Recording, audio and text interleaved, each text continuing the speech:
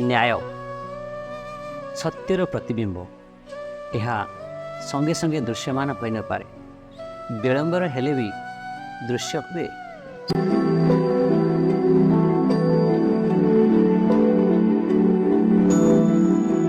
कथारे अछि कहा भाग्य पथर तले तो कहा भाग्य पतर तले। जीवन जीविका कथा समस्त को भाग्य एकापरि नुहे।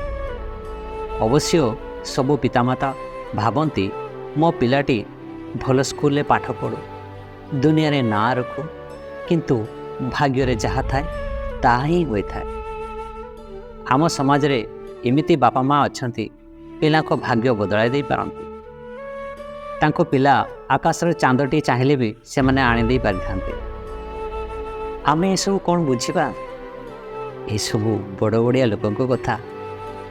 आमे पिलाको पाई कागज खंडिए धरी बड़ ऑफिसर रो सिक्योरिटी गेट रू फेरिबा को पड़ता है। देश स्वाधीन हेलाने बहुत दिन रो बहुत आईन अच्छी बहुत साहेब भी अच्छंती। ए सबू पाहाच को पाहाच हेले बजार रास्ता कड़े झुपुड़ी रे मेडिकल आगरे आम मानकर हिसाब कहा पाखरे अच्छी तथापि भगवान निकटरे आशा थाए। आमे वयस्क लोक ए सबू बुझीपर जे सबू परिस्थितिर सर्वनियंता हेउछंती भगवान। हेले पिला माने कौन बुझे? सत्य आज कौन भाभी भाभी स्कूल जाऊथा। मिश्र सार कहते भुवनेश्वर सैनिक स्कूल मु पाठ पढ़ी। बापा तांको घरे काम करती बोली सार मते तांको घर को डाकी केबे केमती खाइबा को दियन।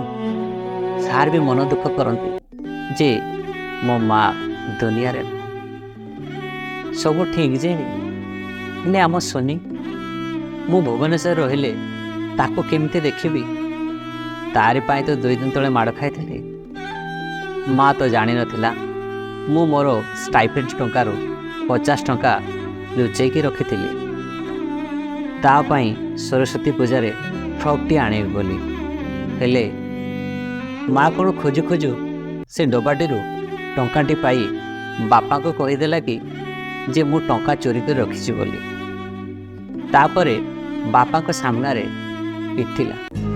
हाथ आउ कांधरे चारि पार पड़ी जे हाथटी आ उठे होनी कला भी पड़ जाइछि।